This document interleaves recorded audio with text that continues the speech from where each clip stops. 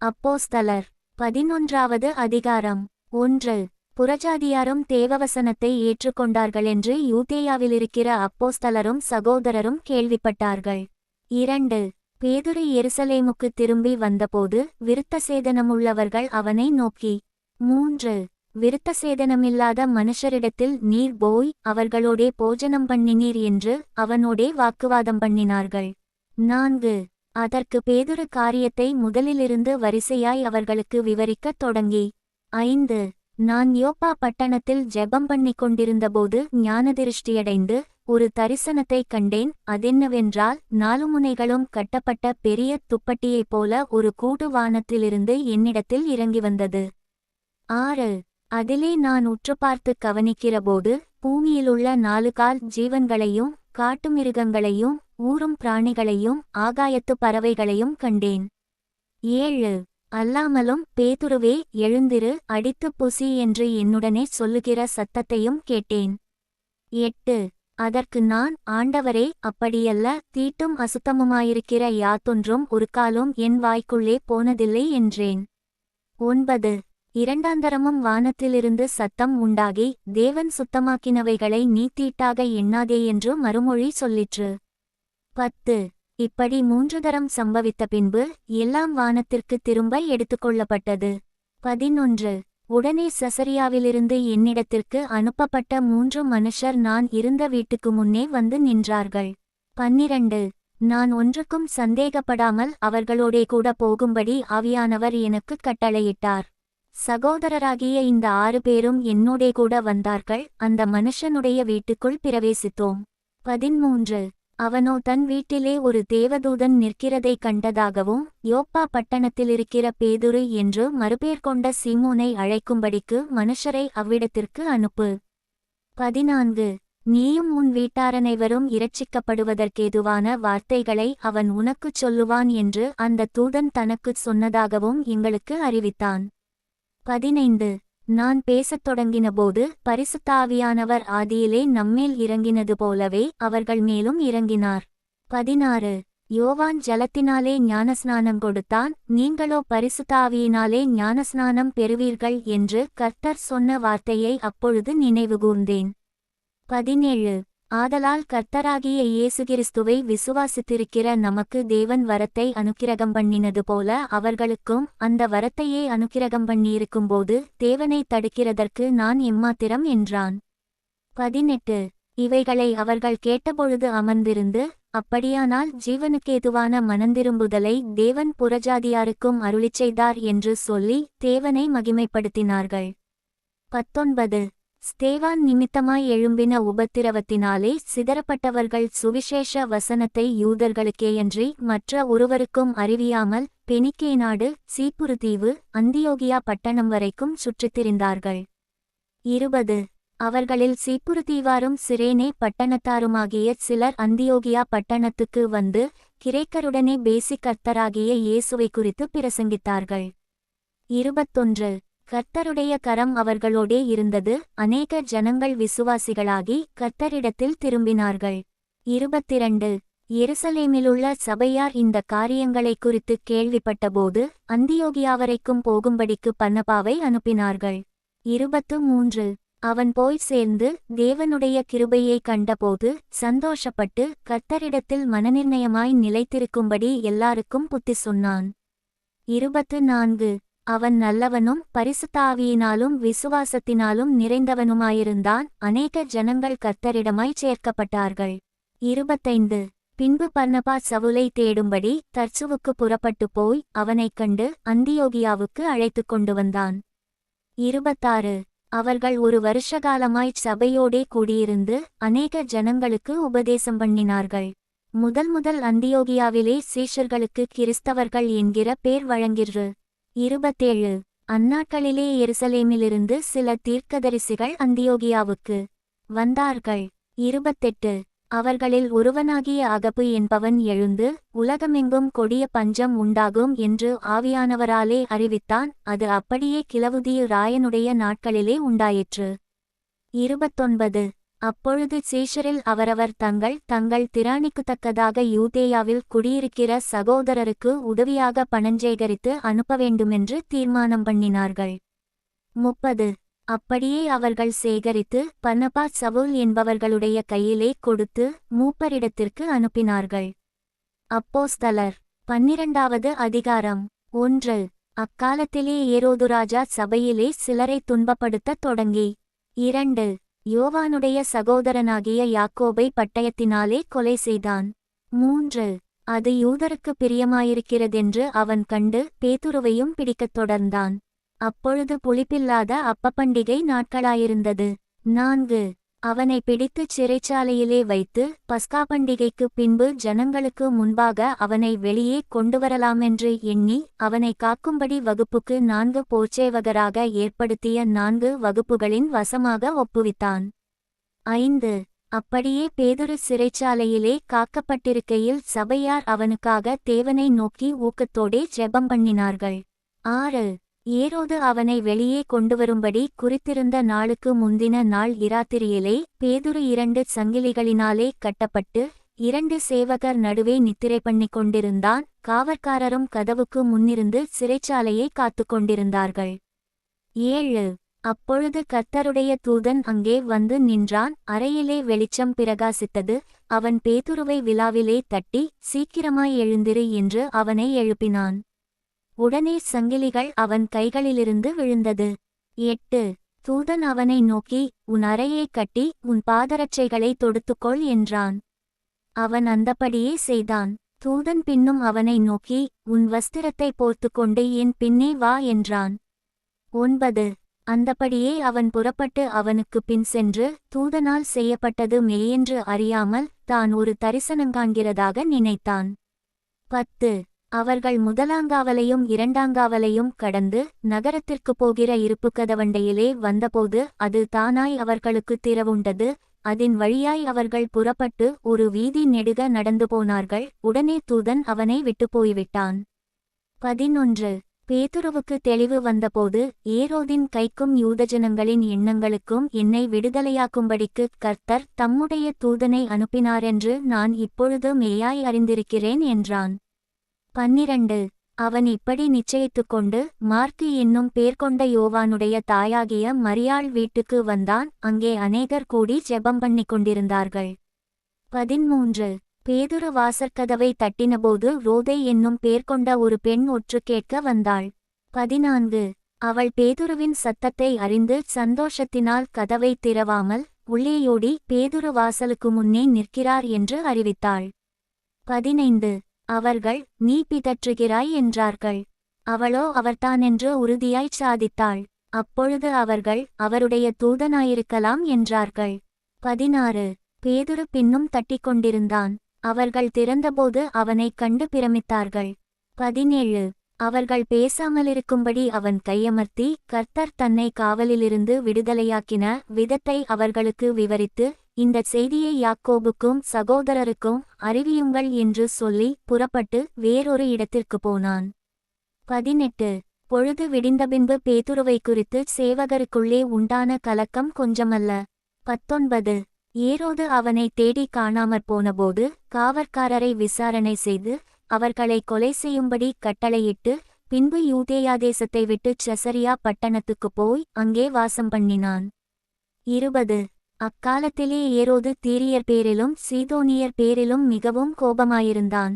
தங்கள் தேசம் ராஜாவின் தேசத்தினால் போஷிக்கப்பட்டபடியினால் அவர்கள் ஒருமனப்பட்டு அவனிடத்தில் வந்து ராஜாவின் வீட்டு விசாரணைக்காரனாகிய பிலாத்துவை தங்கள் வசமாக்கிச் சமாதானம் கேட்டுக்கொண்டார்கள். 21.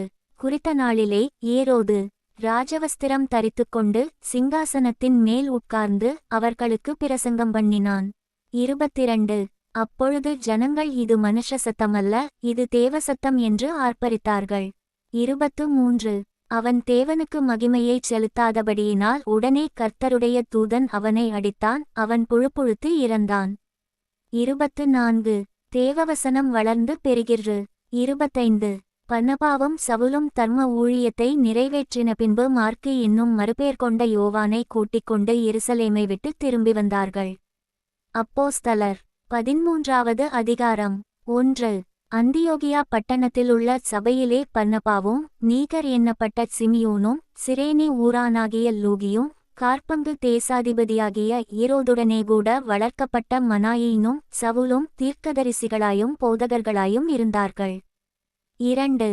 அவர்கள் கர்த்தருக்கு ஆராதனை செய்து உபவாசித்துக் கொண்டிருக்கிறபோது பர்னபாவையும் சவுலையும் நான் அழைத்த ஊழியத்துக்காக அவர்களை பிரித்துவிடுங்கள் என்று பரிசுத்த ஆவியானவர் திருவுளம்பற்றினார்.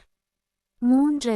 அப்பொழுது உபவாசித்து ஜெபம் பண்ணி அவர்கள் மேல் கைகளை வைத்து அவர்களை அனுப்பினார்கள். 4. அப்படியே அவர்கள் பரிசுத்த ஆவியினால் அனுப்பப்பட்டு செலூக்கியா பட்டணத்துக்கு வந்து கப்பல் ஏறி அங்கிருந்து சீப்புரு தீவுக்கு போனார்கள். 5. சாலமி பட்டணத்தில் வந்தபோது அவர்கள் யூதருடைய ஜெப ஆலயங்களில் தேவவசனத்தை பிரசங்கித்தார்கள். யோவானும் அவர்களுக்கு உதவிக்காரனாயிருந்தான். 6. அவர்கள் பாப்போ பட்டணம் வரைக்கும் தீவை கடந்து வந்தபோது பரியேசு என்னும் பேர் கொண்ட மாயவித்தைக்காரனும் கள்ளத் தீர்க்கதரிசியுமான ஒரு யூதனை கண்டார்கள். 7. அவன் விவேகமுள்ள மனுஷனாகிய செர்கியுபவுல் என்னும் அதிபதியுடனே கூட இருந்தான். அந்த அதிபதி பர்னபாவையும் சவுலையும் அழைப்பித்து அவர்களிடத்தில் தேவவசனத்தை கேட்க ஆசையாயிருந்தான். 8. மாயவித்தைக்காரன் என்று அர்த்தங்கொள்ளும் பேரையுடைய அந்த எலிமா என்பவன் அதிபதியை விசுவாசத்தினின்று திருப்பும்படி வகை தேடி அவர்களோடு எதிர்த்து நின்றான். 9. அப்பொழுது பவுல் என்று சொல்லப்பட்ட சவுல் பரிசுத்த ஆவியினால் நிறைந்தவனாய் அவனை உற்று பார்த்து 10. எல்லா கபடமும் எல்லா பொல்லாங்கும் நிறைந்தவனே, பிசாசின் மகனே, நீதிக்கெல்லாம் பகைஞனே, கர்த்தருடைய செம்மையான வழிகளை புரட்டுவதில் ஓயமாட்டாயோ? 11. இதோ இப்பொழுதே கர்த்தருடைய கை உன்மேல் வந்திருக்கிறது, சிலகாலம் சூரியனை காணாமல் நீ குருடனாயிருப்பாய் என்றான். உடனே மந்தாரமும் இருளும் அவன்மேல் விழுந்தது, அவன் தடுமாறி கைலாகு கொடுக்கிறவர்களை தேடினான். 12. அப்பொழுது அதிபதி சம்பவித்ததைக் கண்டு கர்த்தருடைய உபதேசத்தை குறித்து அதிசயப்பட்டு விசுவாசித்தான். 13. பின்பு பவுலும் அவனைச் சேர்ந்தவர்களும் பாப்போ பட்டணத்தை விட்டு கப்பல் ஏறி பம்பிலியாவிலிருக்கும் பெர்கே பட்டணத்துக்கு வந்தார்கள். யோவான் அவர்களை விட்டு பிரிந்து எருசலேமுக்கு திரும்பிப் போனான். 14. அவர்கள் பெர்கே பட்டணத்தை விட்டு புறப்பட்டு பிசீதியா நாட்டிலுள்ள அந்தியோகியாவுக்கு வந்து ஓய்வு நாளிலே ஜெப ஆலயத்தில் பிரவேசித்து உட்கார்ந்தார்கள். 15. நியாயப்பிரமாணமும் தீர்க்கதரிசன ஆகமமும் வாசித்து முடிந்த பின்பு, சகோதரரே, நீங்கள் ஜனங்களுக்கு புத்தி சொல்ல விரும்பினால் சொல்லுங்கள் என்று சொல்லும்படி ஜெப ஆலய தலைவர்கள் அவர்களிடத்தில் ஆள் அனுப்பினார்கள். 16. அப்பொழுது பவுல் எழுந்திருந்து கையமர்த்தி, இஸ்ரவேலரே, தேவனுக்கு பயந்து நடக்கிற சகல ஜனங்களே கேளுங்கள். 17. இஸ்ரவேலராகிய இந்த ஜனத்தினுடைய தேவன் நம்முடைய பிதாக்களை தெரிந்து கொண்டு எகிப்து தேசத்தில் அவர்கள் பரதேசிகளாய்ச் சஞ்சரித்தபோது ஜனங்களை உயர்த்தி தமது புயபலத்தினாலே அதிலிருந்து அவர்களை புறப்பட பண்ணி 18. 40 வருஷகாலமாய் வனாந்தரத்தில் அவர்களை ஆதரித்து 19. கானான் தேசத்தில் 7 ஜாதிகளை அழித்து அவர்களுடைய தேசத்தை இவர்களுக்கு சுதந்திரமாக பங்கிட்டுக் கொடுத்து 20. பின்பு ஏறக்குறைய 450 வருஷகாலமாய் சாமுவேல் தீர்க்கதரிசி வரைக்கும் அவர்களுக்கு நியாயாதிபதிகளை ஏற்படுத்தி வந்தார். 21. அதுமுதல் தங்களுக்கு ஒரு ராஜா வேண்டுமென்று கேட்டுக்கொண்டார்கள். அப்படியே தேவன் பென்யமீன் கோத்திரத்தானாகிய கீசுடைய குமாரனான சவுலை 40 வருஷகாலமாய் அவர்களுக்கு கொடுத்தார். 22. பின்பு அவர் அவனை தள்ளி தாவீதை அவர்களுக்கு ராஜாவாக ஏற்படுத்தி, ஈசாயின் குமாரனாகிய தாவீதை என் இருதயத்துக்கு ஏற்றவனாகக் கண்டேன், எனக்குச் சித்தமானவைகளையெல்லாம் அவன் செய்வான் என்று அவனை குறித்துச் சாட்சியும் கொடுத்தார். 23. அவனுடைய சந்ததியிலே தேவன் தமது வாக்குத்தத்தத்தின்படியே இஸ்ரவேலுக்கு இரட்சகராக இயேசுவை எழும்ப பண்ணினார். 24. இவர் வெளிப்படுவதற்கு முன்னே மனந்திரும்புதலுக்கேற்ற ஞானஸ்நானத்தை குறித்து யோவான் இஸ்ரவேலர் யாவருக்கும் பிரசங்கித்தான். 25. யோவான் தன் பணிவிடை ஓட்டத்தை நிறைவேற்றுகிறபோது, நீங்கள் என்னை யார் என்று நினைக்கிறீர்கள்? நான் அவர் அல்ல, இதோ எனக்குப்பின் ஒருவர் வருகிறார், அவருடைய பாதரட்சையை அவிழ்க்கிறதற்கும் நான் பாத்திரன் அல்ல என்றான். 26. சகோதரரே, ஆபிரகாமின் சந்ததியில் பிறந்தவர்களே, தேவனுக்கு பயந்து நடக்கிறவர்களே, இந்த இரட்சிப்பின் வசனம் உங்களுக்கு அனுப்பப்பட்டிருக்கிறது. 27. எருசலேமில் குடியிருக்கிறவர்களும் அவர்கள் அதிகாரிகளும் அவரை அறியாமலும் ஓய்வு நாள்தோறும் வாசிக்கப்படுகிற தீர்க்கதரிசிகளின் வாக்கியங்களை அறியாமலும் அவரை ஆக்கினைக்குள்ளாக தீர்த்ததினால் அந்த வாக்கியங்களை நிறைவேற்றினார்கள். 28 மரணத்திற்கு ஏதுவானதொன்றும் அவரிடத்தில் காணாதிருந்தும் அவரை கொலை செய்யும்படிக்கு பிலாத்துவை வேண்டிக் கொண்டார்கள். 29 அவரை குறித்து எழுதியிருக்கிறவைகள் யாவையும் அவர்கள் நிறைவேற்றின பின்பு அவரை மரத்திலிருந்து இறக்கி கல்லறையிலே வைத்தார்கள். 30 தேவனோ அவரை மரித்தோரிலிருந்து எழுப்பினார். 31 தம்முடனேகூட கலிலேயாவிலிருந்து எருசலேமுக்கு போனவர்களுக்கு அவர் அநேக நாள் தரிசனமானார். அவர்களே ஜனங்களுக்கு முன்பாக அவருக்குச் சாட்சிகளாயிருக்கிறார்கள். 32 நீர் என்னுடைய குமாரன், இன்று நான் உம்மை ஜனிப்பித்தேன் என்று 2ஆம் சங்கீதத்தில் எழுதியிருக்கிறபடியே. 33 இயேசுவை எழுப்பினதினாலே தேவன் நம்முடைய பிதாக்களுக்கு அருளிச் செய்த வாக்குத்தத்தத்தை அவர்களுடைய பிள்ளைகளாகிய நமக்கு நிறைவேற்றினார் என்று நாங்களும் உங்களுக்கு சுவிசேஷமாய் அறிவிக்கிறோம். 34 இனி அவர் அழிவுக்குட்படாதபடிக்கு அவரை மரித்தோரிலிருந்து எழுப்பினார் என்பதை குறித்து தாவீதுக்கு அருளின நிச்சயமான கிருபைகளை உங்களுக்கு கட்டளையிடுவேன் என்று திருவுளம்பற்றினார். 35 அன்றியும் உம்முடைய பரிசுத்தர் அழிவை காணவொட்டீர் என்று வேறொரு சங்கீதத்தில் சொல்லியிருக்கிறது. 36 தாவீது தன் காலத்திலே தேவனுடைய சித்தத்தின்படி அவருக்கு ஊழியம் செய்த பின்பு நித்திரையடைந்து தன் பிதாக்களிடத்திலே சேர்க்கப்பட்டு அழிவை கண்டான். 37 தேவனால் எழுப்பப்பட்டவரோ அழிவை காணவில்லை. 38 ஆதலால் சகோதரரே, இவர் மூலமாய் உங்களுக்கு பாவமன்னிப்பு உண்டாகும் என்று அறிவிக்கப்படுகிறதென்றும். 39 மோசேயின் நியாயப்பிரமாணத்தினாலே நீங்கள் எவைகளினின்று விடுதலையாகி நீதிமான்களாக்கப்படக்கூடாதிருந்ததோ விசுவாசிக்கிறவன் எவனும் அவைகளினின்று இவராலே விடுதலையாகி நீதிமானாக்கப்படுகிறான் என்றும் உங்களுக்கு தெரிந்திருக்கக்கடவது. 40 அன்றியும் தீர்க்கதரிசிகளின் புஸ்தகத்திலே. 41 அசட்டைக்காரரே, பாருங்கள், பிரமித்து அழிந்து போங்கள். உங்கள் நாட்களில் ஒரு கிரியையை நான் நடப்பிப்பேன், ஒருவன் அதை உங்களுக்கு விவரித்துச் சொன்னாலும் நீங்கள் விசுவாசிக்க மாட்டீர்கள் என்று சொல்லியிருக்கிறபடி உங்களுக்கு நேரிடாதபடிக்கு எச்சரிக்கையாயிருங்கள் என்றான். 42 அவர்கள் யூதருடைய ஜெப ஆலயத்திலிருந்து புறப்படுகையில் அடுத்த ஓய்வு நாளிலே இந்த வசனங்களை தங்களுக்குச் சொல்ல வேண்டும் என்று புறஜாதியார் வேண்டிக் கொண்டார்கள். 43 ஜெப ஆலயத்தில் கூடின சபை கலைந்து போன பின்பு யூதரிலும் யூதமார்க்கத்தமைந்த பக்தியுள்ளவர்களிலும் அநேகர் பவுலையும் பர்னபாவையும் பின்பற்றினார்கள். அவர்களுடனே இவர்கள் பேசி தேவனுடைய கிருபையிலே நிலை கொண்டிருக்கும்படி அவர்களுக்கு புத்தி சொன்னார்கள். 44 அடுத்த ஓய்வு நாளிலே கொஞ்சங்குறைய பட்டணத்தாரனைவரும் தேவவசனத்தை கேட்கும்படி கூடிவந்தார்கள்.